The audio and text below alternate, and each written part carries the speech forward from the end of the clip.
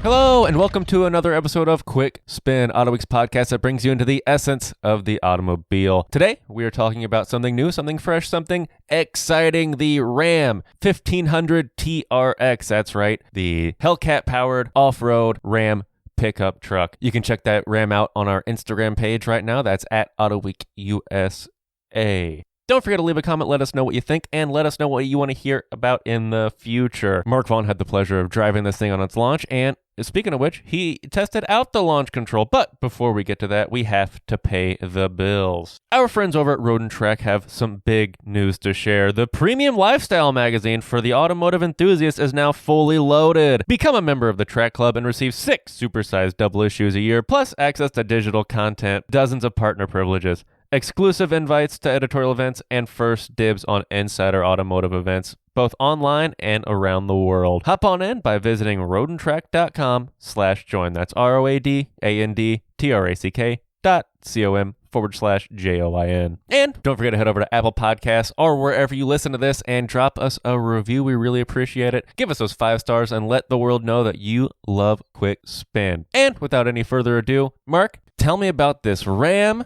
TRX. It's, in the battle for supremacy among the great pickup trucks that the world produces. Well, who are we kidding? America does the best pickup trucks. In that battle, there is a new champion, the Ram 1500 TRX, which they swear doesn't stand for T-Rex, like the Tyrannosaurus Rex. They say, hey, if you want to think that, that's okay. Maybe T-Rex is branded or something, and they couldn't do that. But anyway, so what is the T-Rex? The T-Rex is basically, if you wanted to make a terrible marketing analogy, it is the Ford Raptor of Ram trucks. But it is actually, they never specifically said Ford Raptor either, but they said the competitor does this, this, and this. So they clearly set out to take on the Ford Raptor with this thing, and by golly, they surpassed it. Now, if you've ever looked at YouTube videos, you should, everybody should Google on YouTube, go to YouTube and search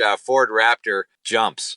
And there's a bunch of really entertaining stuff there, a lot of which end in disaster, at least for the front suspension, because they landed on the front suspension. And what happens, according to some Ram engineers that I spoke to, the upper shock mount is allegedly torn from the frame if you land on it hard enough. So when the Ram engineers designed this frame for their T-Rex, boy, they reinforced the heck out of that frame. So the pickup truck frame itself is fully boxed. It's been years, maybe decades, since there were open C-section frames on pickup trucks. So it starts out pretty stiff, and then they stiffen the high Hades out of that thing, especially around the shock tower. The shock tower mounts, they said, were the thickest steel we could stamp. So it sounds like the whole thing was designed just to go flying off of jumps. And, if it was, I'm not going to complain about that. And indeed, America is not going to complain about that, because that's what we want to do with our pickup trucks, is go out into the swamp and jump over something and land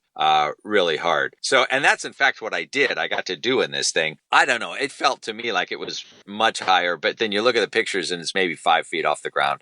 But it landed. There were some landings that were sort of downhill, which absorbed the energy better. But there was one jump that I was doing that you just land flat on the ground. And by golly, this thing just soaked it right up. So, I think that's what most people want to know about this truck is, does it jump? So first thing, yes, it does. And not only does it jump, it can get into the air like the Raptor, but it can land and still remain in one piece. But of course, beyond that, it's got a heck of a lot going for it. Under the hood, it has that massive 6.2 liter supercharged V8 from the Hellcat that you're not going to complain at all about power or torque from this thing. It just does. It does everything all the way around really nicely. Which we're gonna get to that in a little bit later and get to how it drives in a little bit. But foregoing a little walk around instead, because it was on the launch of the vehicle, didn't really have too much time to sit and meander with it. You did one better, and you took the time to record someone ripping out of the hole with one of these on one of the dirt drags. And let's jump to that audio now to see that Hellcat V8 sing in a pickup truck. Okay, here's what it sounds like from the outside.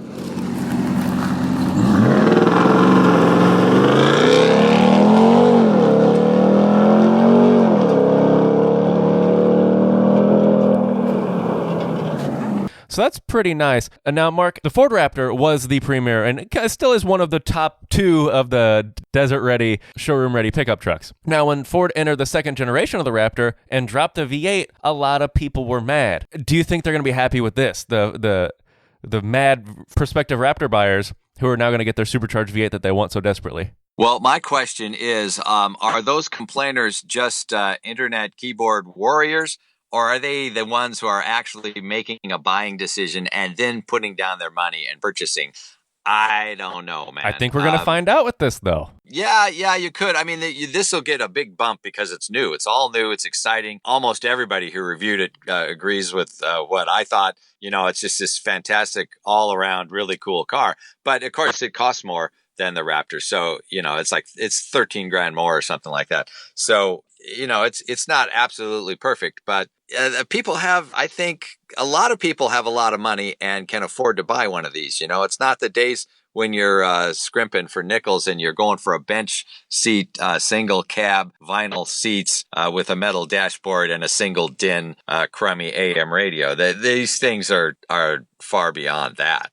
No, absolutely. Right. But also people are curious, what's it like on the street? I know you took it off-road, but what's this like on the street? Did you get any street time with it? Yes, I did. And in fact, a couple of interesting things. This launch program was held up in Lake Tahoe, California, which is like 500 miles away from me. And to get there, I borrowed a stock Ram 1500 and drove it up there. And these trucks nowadays, as any truck buyer knows, they're like what would have been considered luxury cars 20 years ago, maybe 25 years ago. And they're just, it's as comfortable and far roomier in a lot of cases than a luxury sedan. So in that regard, they're doing really well. And so I got up there in this 1500 feeling completely comfortable the whole time. And this was the one that I was driving was a diesel. And then I got up there to Tahoe and they gave me this car and I drove it around, I think about 150 miles, mostly on, of course, paved roads. So on the interstate, it's just a breeze. It's just a dream. You couldn't, I mean, it's quiet. It's smooth. It's the transmission's shifting just where you want it. You've got torque down low where everybody uses it. It was just really nice. And then I took it part of the drive route. They had a really twisty mountain road going basically from like Truckee to Virginia City. And it surprisingly, maybe I'm just, you adapt your driving style to whatever it is you're behind the wheel of. And so, you're taking into account a bunch of things. This is by no means a sport truck in the old definition of it, but it is still, it did fine on this twisty mountain road. I was driving it. I try not to get in anybody's way, but, I stay back far enough. But people were like, pulling out of the way immediately. I mean, I was not anywhere near them. I'm not trying to intimidate anybody. I'm not Dale Earnhardt Sr. here. So it did very well in that situation. I was quite impressed. And that's surprising to have it be I know the Ram 1500 is a great pickup truck. I'm a big fan of it. But considering the aggressive tires and the lifted suspension, that's impressive that there's not a ton of wind noise and road noise coming into the cabin on the highway. Yeah, they spent a lot of time working on the shocks. They got remote reservoir shocks under there, and they were just tuning everything to accomplish basically three things: your basic pickup truck stuff, or some sophisticated handling for a pickup truck, and being able to fly off a jump in front of all your buddies and land on the ground without anything breaking. So those were their three things, and they succeeded in all three, I would say. Yeah, and let's not forget, again, impressing your buddies with 702 horsepower and a pickup truck, which we're going to hear you get behind the wheel of right now. Okay, let's see what this sounds like, how it drives. Put on the seatbelt, which we are responsible adults.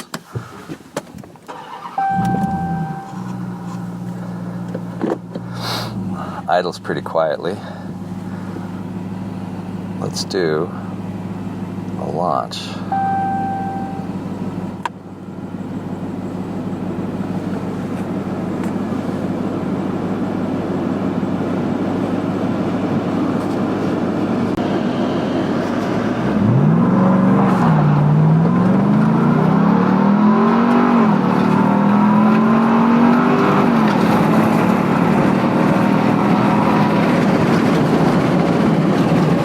that was a full launch with launch control of our 6.2 liter Hemi V8. Driving all four wheels.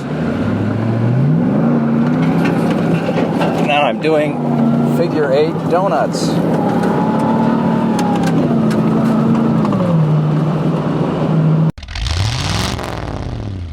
If there's a young person in your life who's really into cars, give them the gift of R&T Crew, the ultimate subscription box by Road and Track for kids ages 6 to 10 every other month. A box is delivered to their door and is stuffed with cool accessories, fun activities, and a magazine chock full of facts, stories, games, and more. Sign up now and receive the all-new Need for Speed box and enter code Autoweek. That's, of course, AUTOWEEK for 10% off an annual subscription. Just head over to rtcrew.com. That's rtcrew.com and use the code AUTOWEEK.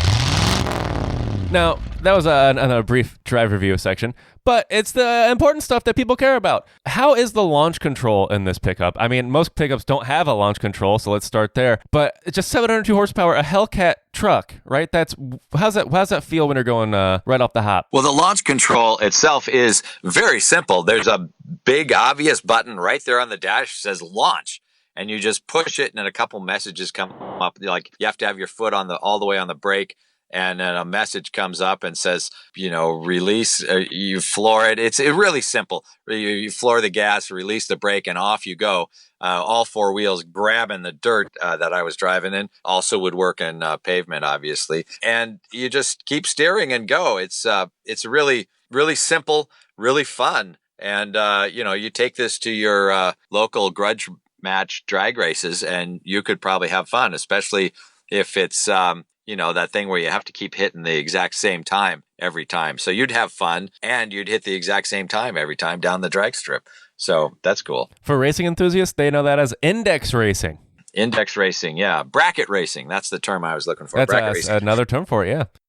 And one thing that that I want to add is that they've really done a good job with the drive modes. A lot of times you put you program you punch in the different drive modes, and the thing is, it just feels ungainly in all but one of the drive modes. This one, they work really well. So if you're going off-road, you click in Baja is the name of the mode. If you're on a twisty road, you obviously click Sport, and then the rest of the time you're in Comfort. It's just, it's really well done. I was really impressed, and these guys deserve some accolades for that.